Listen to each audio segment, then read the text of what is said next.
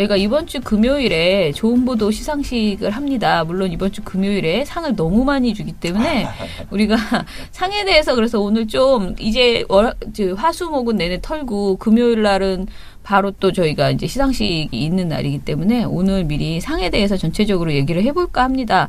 사실은 좋은 보도 시상식만 있는 건 아니죠. 그날 민원연이 1년에 한 번 드리는 민주시민 언론상을 드리게 됩니다. 민주시민 언론상부터 해서 쭉 풀어서 시상에 대해서 얘기를 해보죠. 일단은 2017 제19회 민주시민 언론상 김어준 딴지일보 총수 특별상 정상진 N9 필름 대표.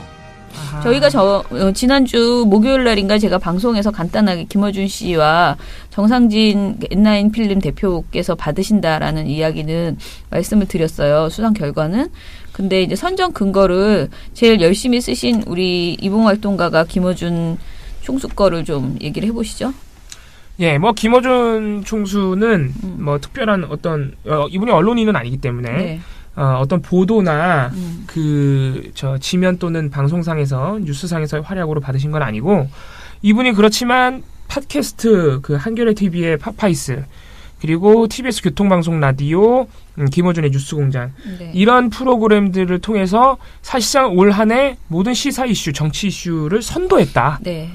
특히 이명박 박근혜 두 전임 대통령의 비리, 적폐에 관련해서는 네. 사실 김어준 총수를 따라올 만한 이슈 파이터가 없었다. 네. 그리고 또 그러한 이유들로 인해서 시민들이 그동안 사실 정치 문제에 굉장히 무관심했거든요. 네. 정치 문제 무관심하니까 당연히 언론에도 굉장히 무관심했고 네. 물론 그런 부분은 작년 10월에 이제 JTBC의 최순실 PC 보도로 인해서 조금씩 더 나아지는 경향이 있었지만은 올 한 해 김어준 총수가 이슈를 선도하지 않았으면은 이마만큼 정치와 언론에 대한 관심이 과연 있었을까? 네. 그만큼 시민들의 관심을 다시 돌려놓은 공이 상당히 크다고 심사위원들께서 판단을 하셨습니다. 네. 또 하나 말씀드릴 점은 김어준 씨가 아니었다면은 이 팟캐스트, 그러니까 흔히들 좀 총괄적으로 얘기하면은 뉴미디어 네. 부분에 대해서도 시민들의 관심이나 인기도, 주목도 이런 걸 올리지 못했을 것이다. 네. 왜냐면은 라디오도 마찬가지. 라디오는 기성 매체지만은 TBS 뉴스공장의 청취율이 상당히 높죠. 네. 그리고 TBS 라디오는 사실 그렇게 대중적인 또 채널은 아니었기 때문에 네. 이런 활약을 바탕으로 지상파까지 진출을 했는데 네. 지상파에 진출한 SBS의 블랙하우스라는 물론 네. 파일럿이었지만 이 프로그램에 대해서 심사위원들이 판단이 아주 평이 좋으셨어요. 왜냐면은 기존 시사 프로그램의 틀을 깨버렸다. 약간 예능 같은데? 네. 그렇다고 이게 심각하지 않거나 팩트 기반으로 하지 않은 것도 아니에요. 정확하게 팩트 기반으로 하는데 예능적인 요소를 덧붙이고 막 개그맨이 등장해서 개그맨이 이명박 전 대통령을 추적하고 예. 파격적으로 강경화 외교부 장관이 나왔는데 외교부 장관한테 막 첫 질문이 머리 색깔이고 아무튼 이런 다양한 새로운 시도가 굉장히 많은데 내용까지 알찼다는 거죠. 그리고 아무튼 그런 점들에 대해서 심사위원들의 평이 굉장히 좋았습니다. 그런 점을 총체적으로 판단을 하셔서 민주시민 언론상의 수상자로 선정이 됐습니다. 네. 저는 개인적으로 지금 말씀하신 약간 그러니까 약간 기존의 엄숙주의 이런 것들을 깨고 그냥 툴툴 얘기하잖아요. 맨날 김어준 총수가. 근데 이제 그런 형식이 친근하게 사람들에게 다가간 거 아닌가. 그리고 사실 좀 뭐라 그러지? 언론 그러면은 너무 갑자기 또 말이 안 되는데 엄숙 수준을 넘어서서 너무 어려워요. 근데 김어준 총수는 자기가 조금이라도 이해하지 못하는 부분이 있으면 정말 잘 물어보거든요. 저는 그 리액션이 정말 좋다고 생각하는데 그래서 이 어느 프로그램에서든 팟파이스에서도 그렇고 뉴스공장도 그렇고 본인이 이걸 시민들이 가장 알기 쉬운 언어로 다 바꿔서 그 게스트의 말들을 잘 해석을 해주고 그리고 질문해주고 이런 부분이 굉장히 어필했던 거 아닌가 그런 생각이 들어요. 그래서 진짜 기성 매체의 신뢰도가 되게 떨어진 상황에서 그 공론장의 자리가 없었거든요. 우리한테 진짜 심각한 수준이었는데 저는 이 공론장 역할을 가장 많이 한 게 김어준 총수라는 생각이 들었습니다. 그리고 특히 저는 그 팟파이스 이후에 이제 민원연이 굉장히 도움을 받았잖아요. 근데 처음에 도움을 받았을 때만 해도 전 잘 몰랐는데 사실 많은 시민사회단체와 이슈를 고민하는 분들이 계속 저한테 김어준 총수 좀 소개시켜 달라거나 김어준 총수 그 방송에 나가려면 어떻게 해야 되냐거나 아무튼 계속 그런 질문을 계속 하거든요. 그래서 사람들이 정말 무엇인가를 간절히 알리고 싶을 때 그런 공론장이 없구나 지금. 그것이 지금은 현재 가장 큰 어떤 스피커가 김어준 씨였구나. 그래서 어떻게 해서든 그 두 곳에 뉴스공장이나 파파이스 같은 데 나가서 자신의 주제를 알리려고 하고 환경이든 그러니까 모든 지금 최근에 있었던 거의 올 한 해의 거의 뭐 정치뿐만 아니고 다양한 이슈에 대해서 김어준 씨만큼 많이 전하려고 그러니까 제가 말하는 시사 문제뿐만 아니고 시민사회 이슈들, 인권 문제들 이런 것들을 전하려고 많이 이렇게 노력한 곳이 없다라는 생각이 들어서 저는 그야말로 언론이 망가졌던 시기에 이분이 아주 그 뭐라 그럴까 틈새 시장에서 엄청난 일을 해냈다라고 생각을 합니다. 그래서 그런 점에서 아마 심사위원들도 더 좋은 점수를 주신 거 아닌가 그런 생각입니다. 네. 그 반론은 없었나요? 반론은 없었습니다. 반론은 없었고요. 최승호 PD야 거의 동률이 경쟁을 하셨어요. 딱 5대5의 그 표를 가지고 있다가 2차 투표해서 2차 투표에서 이제 됐는데요. 넘어갔습니다. 예, 반론은 없었습니다. 네, 반론은 없었어요. 다 두 분 다 받을만 하다라는 이야기였습니다. 특별상도 있죠? 네, 예, 특별상은 네, 제가 할게요. 이거는 그 공범자들 이 워낙 두 분이 다 올라왔어요. 최승호 PD와 최승호 감독과 그 다음에 정산진 N9 필름 대표 두 분이 다 올라오셔서 굉장히 고민했죠. 우리가 두 사람을 동시에 묶어서 드릴까도 생각하고 영화 공범자들에게 주는 건 어떠냐 이런 아이디어도 있었어요. 네, 그랬는데 실제로 공범자들 팀이 상을 받았더라고. 엠네스티 인권상을 팀으로 받았더라고요. 네, 맞아요. 근데 제작진이 이제 받는 거죠. 저희는 어떻게 할까 하다가 최승호 PD는 사실 민원연의 민주시민 언론상을 이번에 받게 되면 네 번째예요. 네, 너무 많이 받았어요. PD 수첩으로 2번을 받았고요. 19번 중에 4번 받으면 좀 그다음에 심각하잖아요. 작년에 네. 자백으로 특별상을 받으셨고요. 아이고. 그리고 이제 올해 공범자로 또 올라온 건데 그래서 최승호 PD, 최승호 사장은 안 받으셔도 된다. 이제는 됐다. 그래서 그런 2차 생각- 투표에서 네. 저 김어준 씨로 넘어간 면도 있어요. 네, 약간 네. 그래서 그러면서 이제 정상진 N9 필름 대표를 저희가 꼭 드리고 싶은 마음에 특별상을 마련을 했고요. 특별상이 그냥 당연히 있는 게 아니고 드릴 수 있는 사람이 아쉬움이 있는 사람께 이제 정말 본상은 떨어졌지만 정말 이분 드리고 싶다 이런 분이 있을 때만 특별상을 드리거든요. 근데 아무튼 드리게 됐고요. 이분은 독립 영화관을 가지고 있고 독립 영화를 주로 많이 배급하는 @9 필름입니다. 그 대표고요. 이번에 이제 공범자들을 맡게 됐는데 이분이 이렇게 뭐라 그럴까 시사적인 아무리 독립 영화를 많이 하신다지만 독립 영화가 다 정치적인 이슈는 아니잖아요. 대부분 서정적이고 그런 것들이 많잖아요. 근데 그런 걸 더 많이 하신 분이었고 사실 공범자들 하는 거에 있어서 좀 부담이 있으셨던 것 같아요. 왜냐하면 아시겠지만 큰 관이 잘 안 잡히고 굉장히 그동안 고생했잖아요. 자백 때는 더 심했거든요. 큰 그 극장이 저기를 배치를 안 해주는 거, 편성을 안 해주는 거 이런 것 때문에 굉장히 고생을 해서 이 고생되는 일을 또 할까 막 이런 고민이 좀 있었던 것 같아요. 그런데 어찌 됐든 맡으셨고요. 그런데 이번에 정말 열심히 공격적으로 그 배급을 하셨어요. 그리고 저도 이제 많이 그동안 맡지만 진짜 거의 활동가 수준으로 이게 그러니까 사장이 할 행동이 아니다 싶을 정도로 정말 열심히 언론단체 활동가 같이 보일 정도로 그렇게 열심히 따라다니셨어요. 정말 인상적인 장면은 이제 관객과의 대화나 상영회 하시면 누가 보면 정상진 대표가 최승호 사장의 약간 매니저 같아요. 맞아요. 약간 그런 느낌이 들 정도로 정말 열심히 쫓아다니면서 계속 사진 찍게 하고 인터뷰하게 하고 네, 아무튼 네. 대단하신 분이 열심히 하셨어요, 정말. 네. 그래서 제가 보면서 이거는 정말 뭐라 그럴까 돈 때문에 하는 것이 아니고 정말 영혼을 담아서 네. 이 일을 하고 있다라는 생각을 많이 했고요.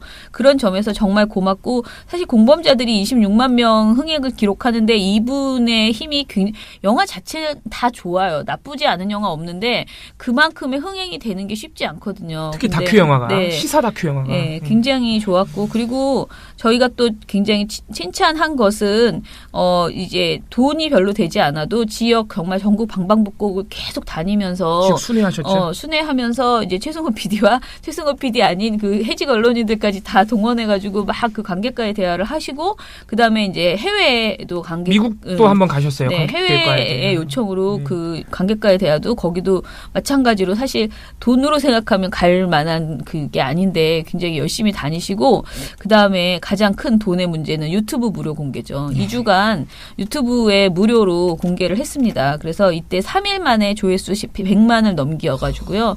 정말 많은 분들이 공영방송 문제에 공감대를 갖게 해주셨습니다. 그래서 근데 저 저희가 유튜브 무료 공개가 우리가 이렇게 쉽게 얘기하지만 저 보통 일이 아니래요. 저게 IPTV로 예. 10,000원씩 보고 있는 상황이었어요. 그런데 IPTV를 하고 장사가 되고 있었는데 그 상황에서 그냥 유튜브를 공개하신 거기 때문에 손해를 감수한 거죠. 네, 그 회사 대표신데. 네. 그래서 저희가 이분은 진짜 그 올해에 굉장히 혁혁한 공을 세우셨다라고 생각을 해서 특별상을 드리기로 했습니다. 예, 축하드립니다. 하나 좀 비하인드 스토리를 말씀드리자면 정상진 대표께 이 수상 소식을 심사회의가 종료된 직후에 저희가 이제 바로 두 분께 모두 말씀을 드렸는데 굉장히 기뻐하셨는데 마침 또 이게 인연이 되려다 보니까 그날이 공범자들 제작팀의 쫑파티 날이었던 거예요. 네. 그래서 굉장히 좋아하셨어요. 예, 처장님이 전화하시는데 소리 지르는 소리가 저한테까지 들려요. 그 팀이 네, 다 좋아하시는. 예. 굉장히 와 막 그러면서 막 빨리 지금 오라고 막 딱 처장님이 말씀하시니까 정상진 대표가 상 받았대 막 그러시고 아무튼 참 기분 좋았습니다. 네네. 네. 올해는 압도적으로 온라인 부문에서는 시사인의 주진우 기자가 네. 선정이 됐습니다. 저희가 이제 온라인 보도라는 명칭 때문에 약간의 논란이 있긴 하지만 네. 저희가 신문 방송을 제외한 모든 온라인 상으로 보도를 내는 매체들의 모든 보도를 대상으로 하기 때문에 시사인도 대상이 됩니다.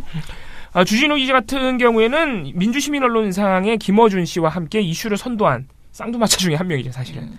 특히 이명박 대통령은 주진우 기자 공포증이 있지 않을까 싶을 정도로 네, 국정원도 마찬가지고요. 박근혜 대통령도 사실 마찬가지입니다. 이분이 올해 터트린 이슈가 한두 가지가 아니에요. 일단 가장 유명한 건 이명박 전 대통령의 BBK하고 다스. 이거는 주진우 기자를 빼놓고는 얘기를 할 수가 없습니다. 또 하나가 박근혜 전 대통령 오촌 살인 사건. 이것도 주진우 기자 아니었으면 그냥 묻혀버렸을 사안이죠. 그리고 또 이거 이렇게 두 대통령이 한 맥락이 있다면은 또 한 축에는 삼성이 있습니다. 그래서 우리가 상도 드렸던 두 개의 보도, 삼성 장충기 사장 문자 보도. 이것도 사실 주진우 기자가 이제 자기 팀원들과 함께 열심히 한 것인데 그때 김은지 기자가 와서 상을 받으셨죠. 그래서 그거가 또 하나가 있고 또 삼성 최순실 문건 보도도 주진우 기자가 자기 팀원들 데리고 한 겁니다. 네. 정말 바쁘게 사셨네요. 진짜. 그러니까 삼성, 이명박, 박근혜 대한민국을 쥐었다 놨다 했던 검은 권력들은 다 주진우 기자가 한 번씩은 파헤치고 갔다. 그래서 이런 부분에서 공로를 인정받았고요. 그게 단순히 보도를 한 게 아니라 엄청나게 위험하면서도 치명적인 진실들이었죠. 다. 주진우 기자 주장에 의하면 살해 위협도 몇 번 받았죠. 실제로. 그럴 정도로 위험한 진실들입니다. 이명박 전 대통령 같은 경우에 관련 의혹들, 특히 이제 이거는 다스 관련해서는 아니지만 국정원의 여론조작 이런 부분에 관련해서는 지금 자꾸 수사가 진행되면 될수록 몇몇 분이 사망하죠. 그래서 굉장히 위험한 거 아니냐 이런 낭설이 있기도 한데 이명박 전 대통령 다스 의혹은 거의 이제는 진실이 보이는 거 아닌가. 왜냐하면 지난 11월에는 어떤 보도까지 나왔냐면은 드디어 해외 차명 계좌까지 나왔습니다. 스위스 은행과 관련된. 그리고 이거는 너무 지금은 유명해졌지만 이명박 전 대통령이 외교부까지 동원해서 자기 사재, 그러니까 다스에 140억 원을 김경준 씨로 받았다는 내부 문건이 나왔죠. 네, 외교부 내부 문건으로 보이는 문건이 나왔습니다. 이런 것들이 있었고, 박근혜 전 대통령 오촌 살인 사건 역시 그동안 꼼꼼 숨겨져왔던 그 증언자들이 하나둘씩 용기를 내서 증언을 해주시고 계십니다. 사건 현장에 있었던 시민 여러분들의 제보가 이어지고 있고요. 그리고 그 내부자들, 박용철 씨와 관련된 뭐라 그래야 되죠? 조폭 이게 조폭에 연루된 분들인데 아무튼 그분들의 증언들도 이제 하나둘씩 나오고 있죠. 그래서 굉장히 또 진실이 많이 다가왔고 삼성은 제가 굳이 딱히 길게 설명 안 드리겠습니다. 최순실 그러니까 삼성 이재용 부회장의 뇌물공여 해외 재산 도피 이런 부분을 입증할 만한 삼성의 내부 문건이에요. 그 어디도 아니고. 그래서 그런 부분들을 폭로를 해서 상당 부분 올해 한 해 이슈를 선도했다. 이렇게 공로를 인정받았습니다. 경쟁작은 없었나요? 없었어요. 아니 다른 있었지. 후보들은 있었는데 뭔가 다른 사람들이 고민을 많이 하지 않으셨어요. 네. 심사위원들이 거의 만장일치. 뉴스타파가 경쟁사였는데 이 그 이슈의 크기로 따져본다면 사실 상대가 되지 않는다. 네. 그래서 이견이 없었습니다. 자, 그러면 이제 드디어 오늘의 주제 좋은 보도 시상식 두구두구두구두.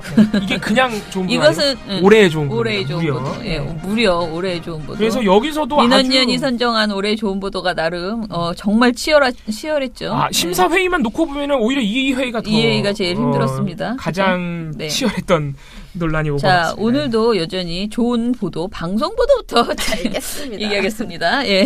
네, 이거 회의에서 정말 이거 가지고서 엄청 몇 번을 회의를 했는지 네. 몰라요. 네, 진짜.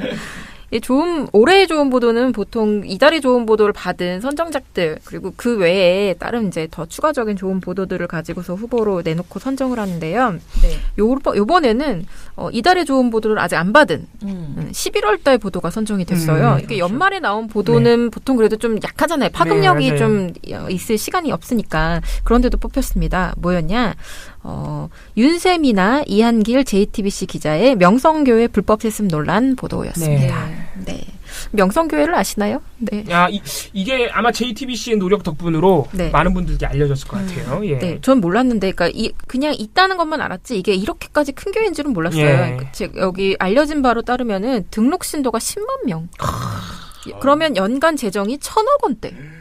정말 이거는 뭐 그냥, 웬만한 네. 군이나 군은 넘어서는 겁니다. 그냥 뭐 교회 하나 이렇게 표현할 수 없는 정말 거대한 집단인 거죠. 근데 여기에서 지금 최근 무슨 일이 일어났느냐? 지금 다들 아실지는 모르겠는데 교회에는 세습금지법이라는 게 있다고 합니다. 그러니까 아버지가 뭐 예를 들면 좀 교회에서 한 자리 하셨는데 그걸 아들한테 이렇게 물려주고 그거 안 된다는 거죠. 그게 교회 법으로 있는 거예요? 네, 세습금지 그게 있대요. 아예 그렇군요. 그 대한예수교 장로회라는 곳에서 2013년도 9월에 총회에서 금지법을 통과시켰대요. 그렇군요. 네.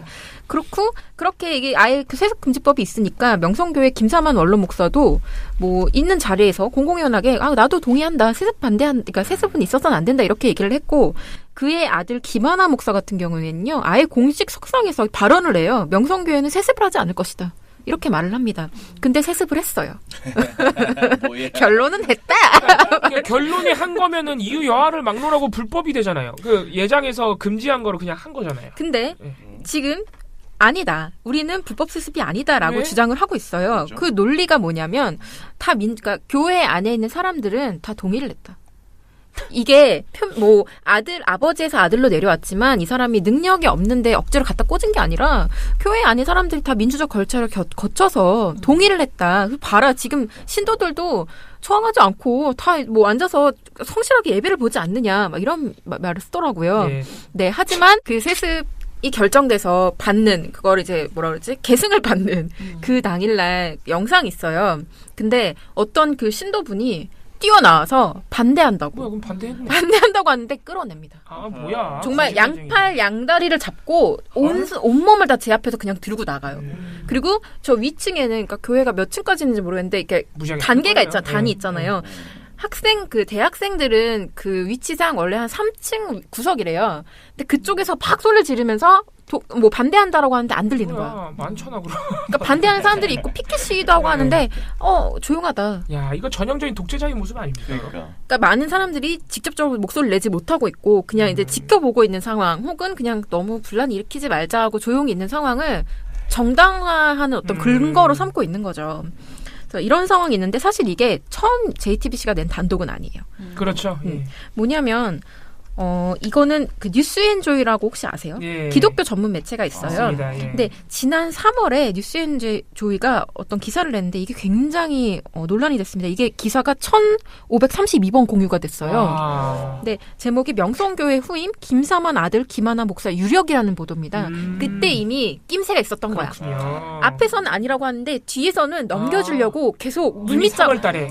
물밑 작업이 있었고 그래서 사람들이 의혹을 제기하고 하는데 계속 아니다 이렇게 탁 해버린 거지. 근데 쿨이네. 3월에 이 소식이 나왔는데 여러분들 다 모르셨잖아요, 제대로. 이게 사람들한테 널리 알려지지 않았고 교인들 사이에서는 좀 약간 이슈가 됐는데 일반 사회적인 그냥 어떤 뭐랄까 전반을 휩쓰는 이슈가 되지 못했어요. 그러다가 JTBC가 11월에 이거 관련된 보도를 연속 보도를 쭉 이어나갑니다. 그러니까 사람들이 뭐야 이런 일이 있었어? 그리고 이게 그냥 작은 교회에서 일어나는 어떤 그냥 뭐 짜잘한 문제가 아니구나라는 것도 이 보도를 보고 사람들이 알게 된 거예요. 그래서 저는 이게 이미 3월에 있었던 문제지만 여태까지 안 된 거는 교회의 문제는 교회 관련 매체 혹은 교회 안에서 해결해야지 하면서 그냥 무시하는 기존 언론의 어떤 습관 같은 것들이 영향이 컸다고 생각하는데요. 그리고 교회 건드리면 무섭잖아요, 사실. 네. 그래서 피하는 약간 좀 꺼리는 이슈 중에 하나죠. 근데 되게 용감했다. 이거를 그냥 가지고 나와서 양쪽 인터뷰를 하는 거예요. 맞아요. 인터뷰를 하고 반대하는 사람들이 왜 반대하는지 취재를 해서 결과를 보여주고 이런 것들이 굉장히 좀 저는 용기 있고 좀 앞으로도 계속 이어져 나가야 될 행동이다라는 생각이 들었고요. 그 심사위원들도 그런 부분에 있어서 좀 높은 평가를 하셨어요. 결정적으로 그 침묵하던 명성교회와 예장이 모두 그렇죠. 입장 표명을 해야 했죠. JTBC 보도 이후에. 11월 동안 이걸 계속 한 달 동안 집요하게 보도를 하니까 너무 이슈화가 돼버린 거예요. 너무 이슈가 커진 거야. 그러니까 그 대한예술장로회 그 통합총회에서 요것과 관련해서 공식 입장까지 내놔요. 근데 막 거기서 막 뭐 물러나라 막 이렇게까지는 말하진 않아요. 하지만 좀 우려를 표하는 정도의 선에서 입장을 밝히죠. 불법은 맞다는 뉘앙스였던 것 같은데. 네, 그러니까 그게 막 우리가 기대하는 것처럼 막 강하게 하진 맞아요. 않지만 그 정도를 끌어냈다는 것도 사실 굉장한 일이거든요. 그래서 이거는 엄청난 성과를 보인 보도고 또 중요한 그 정신에 있어서도 중요한 의미를 가지고 있다라는 생각이 좀 들었습니다. 네. 근데 왜 이견이 많았죠? 일단은 제가 먼저 설명을 드리면 올해 이제 사실은 올해 상을 받을 수 있는 곳은 JTBC밖에 없었어요. 보니까 JTBC가 JTBC랑 싸웠어요. 네, JTBC 후보밖에 없는데 이제 사실 아주 작년에 사실 제가 보기에 가장 큰 문제는 작년에 워낙 큰 보도가 상을 받았잖아요. 그래서 좋은 보도, 올해의 좋은 보도에 대한 눈높이가 너무 많이 높아진 게 저는 가장 큰 현실적인 문제였다고 생각을 해요. 그러니까 작년급의 보도는 없어요, 올해 JTBC에. 근데 작년에 최순실 보도였죠. 최순실 PC 관련 보도가. 그러다 보니까 작년처럼 정말 나라를 뒤흔들고 막 이런 대통령을 바꿔버렸어. 그런 보도가 없는데 다 단타로 작은 보도들을 이제 했을 뿐인데 꾸준하게. 그렇다면 이것은 좋은 보도가 아니고 당연한 보도를 한 거 아니냐. JTBC 보도들이 그런 이야기들이 있었고요. 이제 저는 그렇다면 반대로 JTBC가 올해의 좋은 보도를 못 받을 정도로 과연 올해 보도가 부실했느냐.